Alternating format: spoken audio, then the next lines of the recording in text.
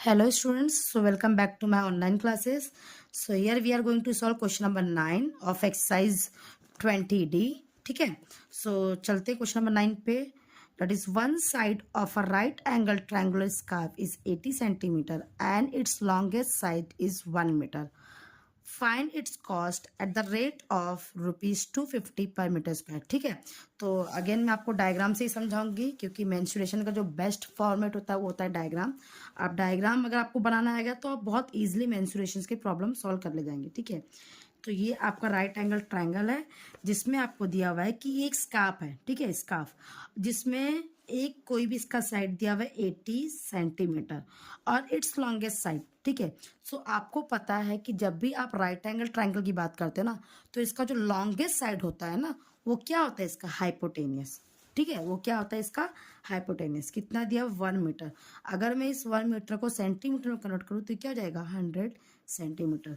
देखिए कभी कभी क्या होता है ना, क्वेश्चन में डायरेक्टली चीजें दी होती हैं बट कभी कभी ऐसा होता है कि आपको इनडायरेक्टली बताता है. तो इसमें आपको पता होना चाहिए कि एक्चुअल में वो कहना क्या चाह रहा है. वो डायरेक्टली हाइपोटेनियस ना कह के उसने क्या किया, सबसे लॉन्गेस्ट साइड, और आपको पता है कि आपका सबसे लॉन्गेस्ट साइड कौन सा है. ठीक है, फिर उसमें आपको कॉस्ट दिया हुआ है पर मीटर के हिसाब से. मतलब अगर आपको एरिया पता चल जाए तो आप पूरे एरिया में जितना भी एरिया उससे अगर आप 250 से मल्टीप्लाई कर दो तो उसको इसकी स्कार्फ का आपको कॉस्ट पता चल जाएगा. ठीक है, सो चलते हैं क्वेश्चन नंबर 9 करने के लिए.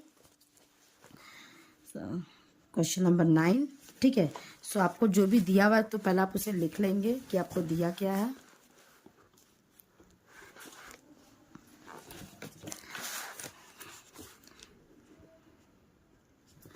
गिवन में आपको वन साइड दिया हुआ है. वन साइड ब्रैकेट में लिख देती हूँ बेस ताकि आपको आइडिया लग जाए. 80 सेंटीमीटर एंड हाइपोटेनियस. ठीक है, हाइपोटेनियस ये कितना दिया आपको, 1 meter which is equal to what, 100 centimeter. So again मुझे अगर ये उसकी एरिया पता करना है तो मुझे सबसे पहले इसके सेकंड साइड्स की वैल्यू पता होनी चाहिए जो हमने प्रीवियस क्वेश्चन में किया हुआ है. ठीक है, आप जाके मेरे लिंक पे देख सकते हो. तो इसकी अगर मुझे लेंथ की वैल्यू पता करनी है तो मैं यहाँ पे क्या करूंगी, फिर से मैं पाइथागोरस थ्योरम अप्लाई करूंगी और इसकी वैल्यू निकालूंगी क्योंकि एरिया के लिए मुझे इसकी वैल्यू पता होनी जरूरी है. ठीक है, सो इन ट्रायंगल में इसको नाम दे देती हूँ ABC. In triangle in right angle triangle, in right angle triangle. आपको पहले जब भी आप पाइथागोरस थ्योरम अप्लाई कर रहे हो आपको ये मेंशन करना होगा कि यहाँ ये आपका राइट एंगल ट्रायंगल है बिकॉज पाइथागोरस थ्योरम वहीं पे अप्लाई होगा जहां पे आपका राइट एंगल ट्रायंगल होगा. By using Pythagoras theorem. ठीक है, तो पाइथागोरस थ्योरम क्या हो जाएगा, BC square is equal to AC square plus AB square. ठीक है, ये आपका पाइथागोरस थ्योरम कह रहा है. पाइथागोरस थ्योरम कहता है क्या, हाइपोटेनस का स्क्वायर दोनों साइड्स के सम के स्क्वायर के बराबर होता है. ठीक है, सो BC स्क्वायर मुझे दिया हुआ है दैट इज 100 स्क्वायर. AC की वैल्यू मुझे नहीं पता है, मैं उसको एज इट इज रखूंगी और AB की वैल्यू क्या दी हुई, 80 स्क्वायर.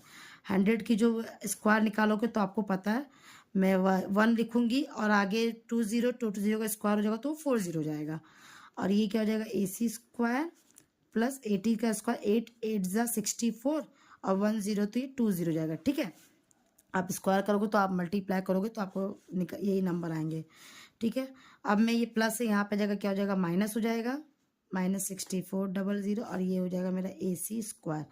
मैं माइनस कीजिए, 0 - 0 0 - 0 0 - 4 इज 6, 9 - 6 इज 3, बाकी 0, AC स्क्वायर. ठीक है, देयरफॉर AC की वैल्यू क्या हो जाएगी, फिर अगेन आप क्या करोगे, स्क्वायर रूट लोगे तो स्क्वायर रूट में 36 100 हो जाएगा.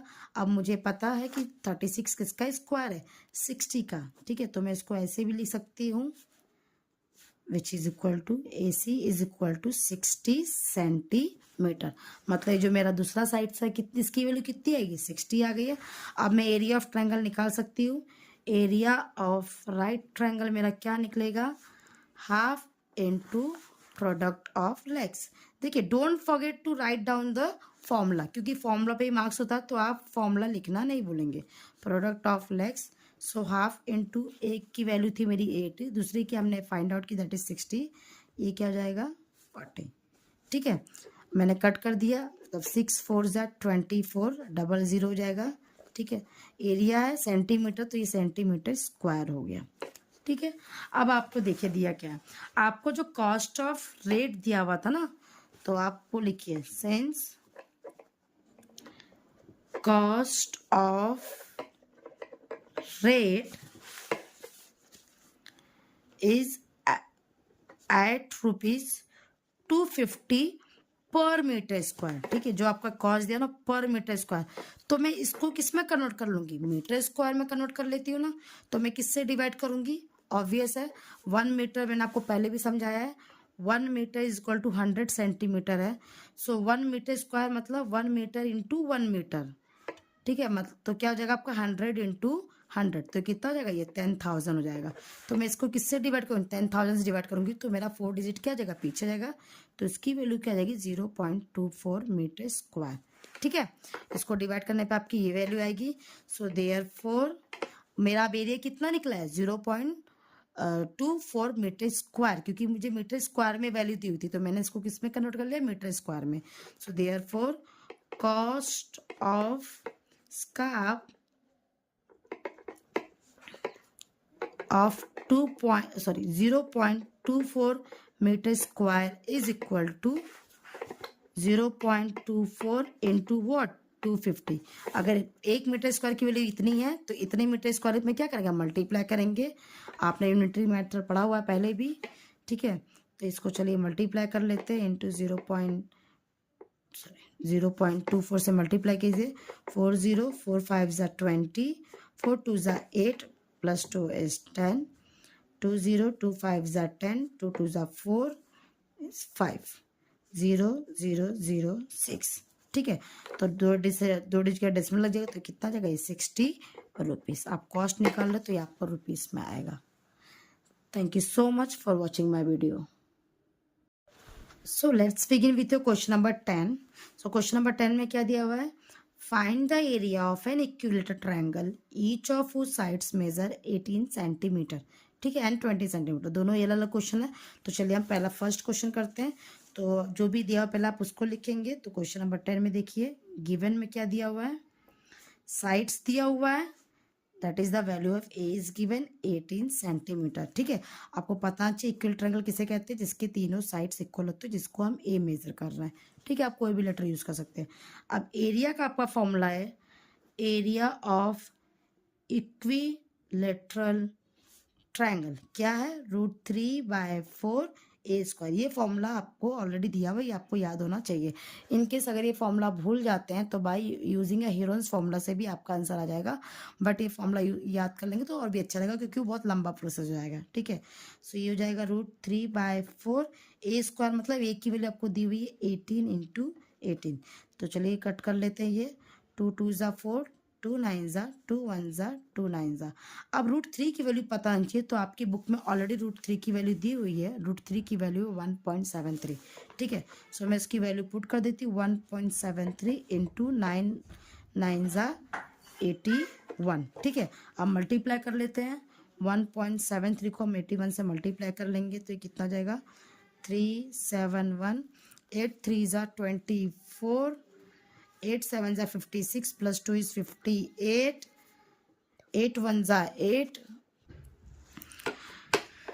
8 1 ज़ा 8 प्लस 5 इज 13।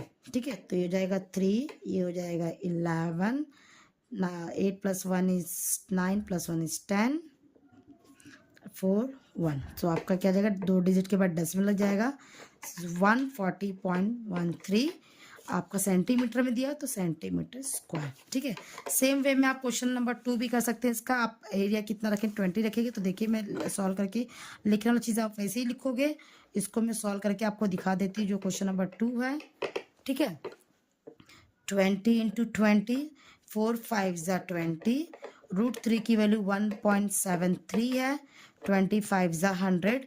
ये देखिए डायरेक्टली आंसर, इसको मुझे सॉल्व भी नहीं करना पड़ेगा, इसका आंसर जाएगा 173, क्योंकि 100 से मल्टीप्लाई होगा तो दो डिजिट शिफ्ट हो जाएगा, और आंसर सेंटीमीटर में तो आंसर आएगा centimetre square. Now let's begin with question number 11. The area of an equilateral triangle is 16 into root 3 centimeters square. Find the length of its sides of the triangle. ठीक है, सो यहाँ पे देखिए ये तो और भी इजी है. क्वेश्चन नंबर 11 देखिए, आपको दिया क्या है, आपको जो भी दिया, मैं हमेशा कहती हूँ जो भी दिया उसको पहले आप लिख लीजिए, ताकि अगर क्वेश्चन में नहीं भी लिखते तो सामने वाला पढ़ के समझ जाएगा, आपका आंसर देख के समझेगा कि दिया क्या है. ठीक है, सो एरिया दिया हुआ है, area of equilateral triangle is given, that is how much it is 16 root 3 centimeter square. ठीक है, ये आपको दिया हुआ है. सो आपको पता है since area of equilateral triangle is what, root 3/4 into a square. ये आपका फॉर्मूला है. ठीक है, एरिया दिया हो तो मैं एरिया लिख दूंगी यहाँ पर, उसकी वैल्यू ये रूट 3/4 इंटू ए की वैल्यू मुझे निकालना, तो ए स्क्वायर मेरा एज इट इज रहेगा. अब जो भी मैं ट्रांसफॉर्मेशन करूंगी, रूट 3, ये दोनों मतलब मल्टीप्लाई होता है. ठीक है, ये 4 यहाँ पे डिवाइड है, यहाँ पे मल्टीप्लाई हो जाएगा, ये मल्टीप्लाई ऊपर है तो यहाँ पे नीचे आ जाएगा, यहाँ पे क्या जाएगा ए स्क्वायर. देखिए रूट 3 कैंसिल हो गया, बचा क्या 16 इंटू 4. तो 16 इंटू 4 करेंगे तो कितना हो जाएगा 64 is equal to a square. अब मुझे ए की वैल्यू निकालनी है, तो therefore a is equal to under root 64. अब मुझे पता 64 किसका स्क्वायर रूट है, वो है 8 का. तो 8 इंटू 8, सो ए की वैल्यू कितनी आ गई 8 सेंटीमीटर. तो ये आपका फुल एंड फाइनल आंसर है. ठीक है, so let's move on to your question number 12, that is find the length of the height of an equilateral triangle of sides 24 centimeter. तो देखिए इसको भी मैं आपको डायग्राम से ही समझाना चाहूँगी. आपका एक इक्विलेटरल ट्रायंगल है, ठीक है, जिसका बेस दिया हुआ है 24 सेंटीमीटर और इसका हाइट पूछा हुआ है. लेकिन अगर हम इक्विलेटरल ट्रायंगल के फॉर्मूले की बात करें तो वो जो फॉर्मूला है वो एक्चुअल क्या है, root 3/4 that is a n into a square. तो यहाँ पे तो कोई हाइट नाम का कोई नामो निशान नहीं है. लेकिन ये ट्रायंगल है, तो ट्रायंगल का एक और फॉर्मूला आपने पहले ही पढ़ा, जो सबसे बेसिक फॉर्मूला है, that is half into base into height. ठीक है, तो हम यही फॉर्मूला यहाँ पे अप्लाई करेंगे. तो चलो let's begin with question number 12. क्या दिया हुआ है, ठीक है, आपको पता है एरिया ऑफ इक्विलेटरल ट्रायंगल क्या होता है, रूट 3/4 इंटू ए स्क्वायर. ये तो आप ये फॉर्मूला अप्लाई होगा. लेकिन मुझे हाइट पूछा हुआ है, तो ऑब्वियस मैं हाइट से भी रिलेटेड फॉर्मूला मुझे याद है, तो मुझे पता है. बट एरिया ऑफ ट्रायंगल एक और फॉर्मूला होता है, that is half into base into height. ठीक है, तो दोनों ही ट्रायंगल है, एक ही ट्रायंगल में दोनों ही फॉर्मूला अप्लाई होता है. तो अगर ये ट्रायंगल दोनों सेम है तो इसका मतलब क्या होगा, अगर मेरा लेफ्ट हैंड साइड इक्वल है तो मेरा राइट हैंड साइड भी क्या हो जाएगा, इक्वल हो जाएगा. तो मैं इसको लिख सकती हूँ since area of equilateral triangle is equal to area of triangle, दोनों ही क्या है सेम है. तो एरिया ऑफ इक्विलेटरल ट्रायंगल की वैल्यू क्या थी, रूट 3/4 इंटू ए स्क्वायर, और एरिया ऑफ ट्रायंगल क्या है, half into base into height. तो चलिए सारी वैल्यू सब्स्टिट्यूट कर देते हैं. ए स्क्वायर मतलब क्या 24 इंटू 24, जो कि उसकी साइड्स की वैल्यू दी हुई थी, ये 1/2. बेस कितना दिया हुआ है आपको, इसका बेस तो हमें पता है ना 24, हाइट हमें नहीं पता, तो हाइट को हम एज इट इज लिख देंगे. ठीक है, चलिए ट्रांसफॉर्मेशन कर लेते हैं. सो रूट 3/4 इंटू 24 इंटू 24, ये सारी चीज़ें ये मल्टीप्लाई यहाँ पे आके डिवाइड हो जाएगा, और 2 डिवाइड है यहाँ पे आके मल्टीप्लाई हो जाएगा. ठीक है, ट्रांसफॉर्मेशन में थोड़ा सा ध्यान दिया कीजिए, अक्सर बच्चे यहीं पे गलती करते हैं. सो 24 इंटू 24 कैंसिल हो जाएगा, 4 6 ज़ा 24, तो ये क्या हो जाएगा रूट 3 इंटू 6 2 ज़ा 12 इज इक्वल टू एच. अब रूट 3 की वैल्यू आपको पता है 1.73 इंटू 12, दैट इज जो कि आपको ऑलरेडी दिया हुआ है. तो चलिए मल्टीप्लाई कर लेते हैं, 1.73 इंटू 12 कर लेते हैं. सो 2 3 ज़ा 6, 2 7 ज़ा 14, 2 1 ज़ा 2 इज 3, ये हो जाएगा आपका 3 7 1, तो 6 7 10 2. सो एच की वैल्यू कितनी आ जाएगी 20.76, क्योंकि 2 डिजिट के बाद डेसिमल है तो मैं 2 डिजिट के बाद डेसिमल लाऊंगी। आपकी जो साइड से सेंटीमीटर में थी तो इसका हाइट भी क्या जाएगा centimetre. So this is your answer.